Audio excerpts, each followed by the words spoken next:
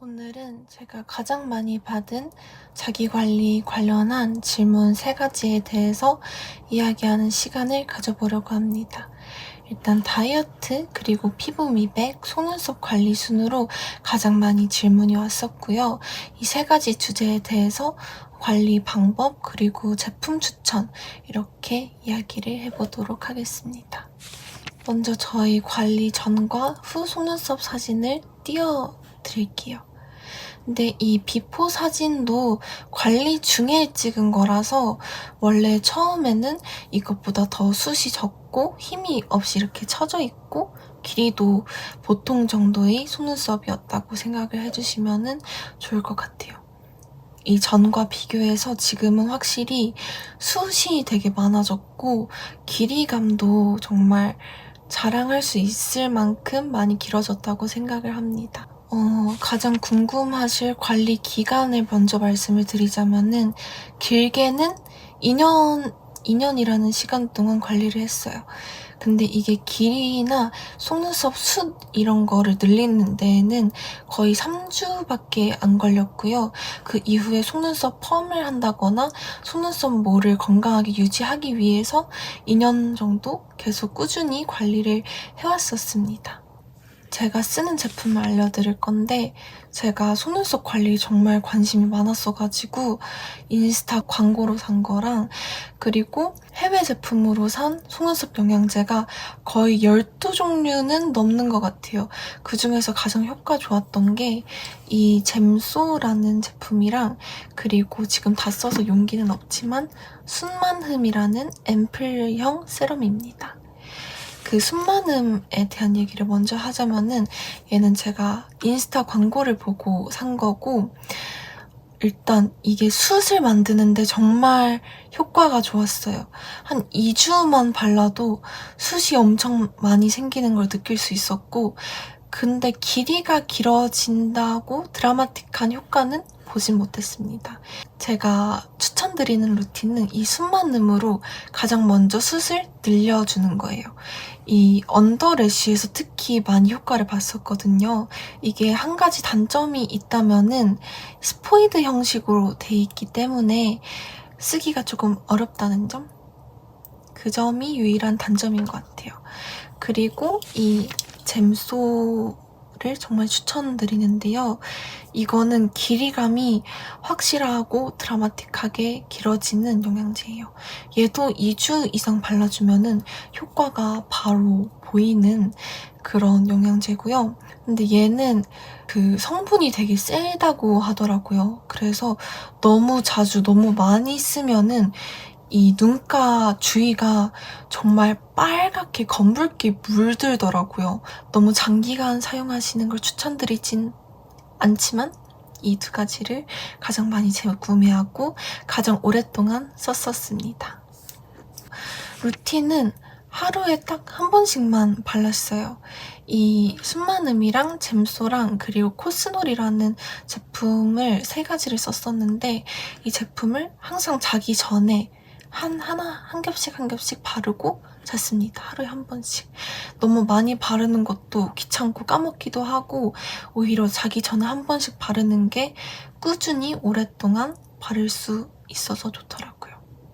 2번째로 이야기할 거는 피부 미백 관련된 이야기입니다. 이 피부 미백은 제가 속눈썹처럼 따로 확실하게 무슨 관리를 했다 이런 게 없었어가지고 21호에서 17호가 되기까지의 도움을 좀 받았다 생각나는 것들을 한번 이야기를 해보겠습니다. 먼저 제 피부 타입에 대해서 설명을 드리자면은 어릴 때부터 하얀 편이었고 쭉 21호였다가 잘 타지 않는 피부임에도 불구하고 작년 8월, 9월 달쯤에 어두운 21호에서 22호까지 피부가 많이 탔었어요. 그리고 5개월 만에 작년 12월에서 올해 1월 달쯤에 17호까지 밝아졌습니다. 가장 제가 이 영향을 많이 받은 것 같다 생각을 하는 게 암막 커튼을 치는 거였어요. 제가 여름에 좀 잠자는 걸 좋아해가지고 암막 커튼을 항상 쳐놓고 살았는데 아무래도 집에만 있고 암막 커튼을 치면서 사니까 자외선을 받을 시간이 없어서 한 달 만에 탄 피부가 바로 돌아오기도 했었고 계속 암막 커튼을 사용하니까 17호까지 밝아진 게 아닐까라는 생각을 하고 있습니다. 그리고 제가 도움을 받았다 싶은 제품들이 2가지가 있는데요. 이 에이플비 미백 앰플이랑 그리고 메디힐의 비타민 세럼입니다. 이 2가지가 가장 눈에 띄게 피부가 밝아졌다라는 느낌을 받았어요.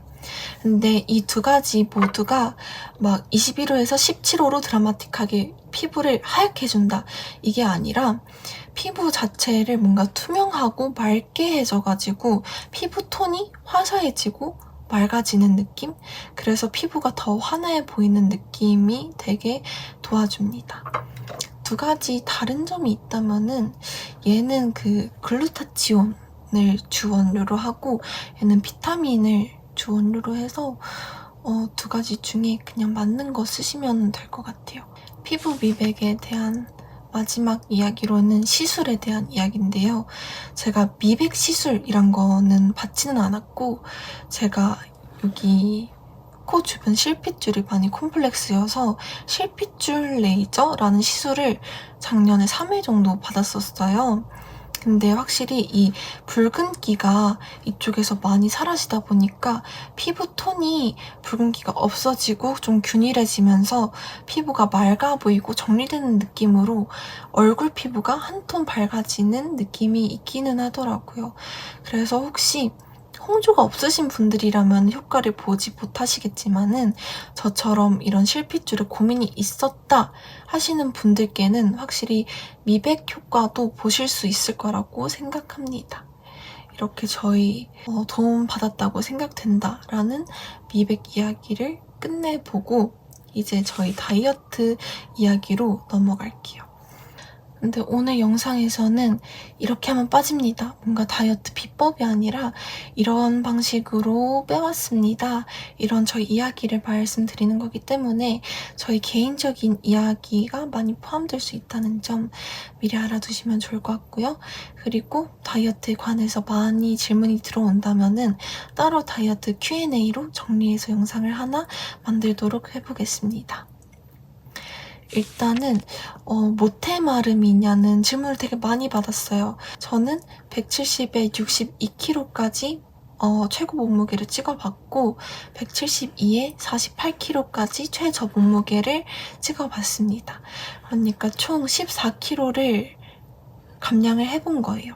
먼저 제가 살이 찌게 된 원인을 말씀을 드리자면은 일단 어렸을 때부터 식탐도 되게 많고 되게 많이 먹어가지고 쭉 통통해왔어요. 초등학교 때부터 50kg 이상이었고 쭉 통통해왔다가 15살 이후부터는 먹는 양은 줄었지만 1일 1식을 하면서 항상 열량이 높은 거를 먹고 간식, 군것질을 되게 많이 하게 돼가지고 활동량도 적어서 그 습관이 제가 살이 정말 잘 찌고 잘 빠지지 않는 그런 체질로 저를 만들었습니다.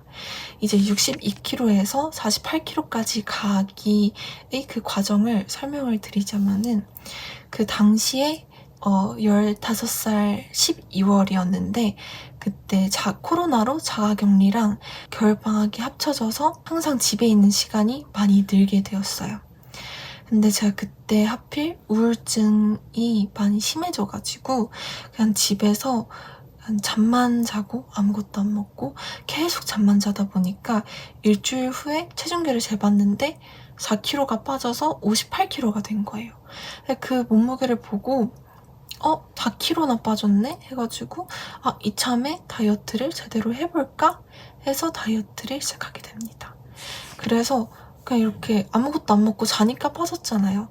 그래서 또 아무것도 안 먹고 며칠 잤는데 굶으셔 보신 분들은 아시겠지만은 계속 굶으면은 정체기가 오거든요.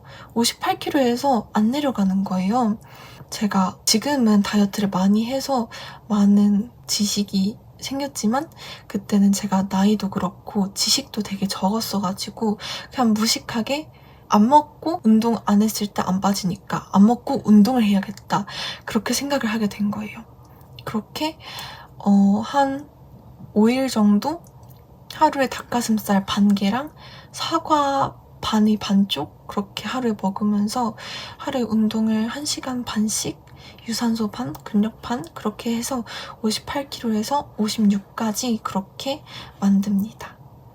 그렇게 극단적이게 한 이후로는 극단적인 식단을 하지 않고 그냥 1일 1일씩 간단한 운동하고 그냥 긴 기간 동안 56에서 54kg까지 감량을 하게 됩니다. 근데 여기서 제가 왜 그렇게 갑자기 극단적으로 다이어트를 했냐 이렇게 여쭤보시면은, 저도 지금에서 생각을 해보면은 아무래도 우울증이다 보면은 자기 무력감이 되게 많이 생기거든요.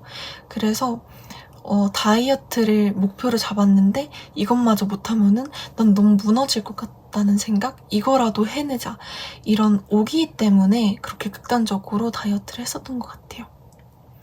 그러고 54kg에서 또 52kg까지 어떻게 뺐냐면은, 이때 제가 우울증이 점차 나아지면서 친구들이랑 아침에 1000보씩 걷고 1일 1식 뭐 일반식 하면서 중간중간에 뭐 다이어트식도 먹어보고 그렇게 여러 가지 시도를 하면서 그냥 건강하게 54에서 또 52까지 감량을 하게 되고 그렇게 쭉 유지를 했습니다.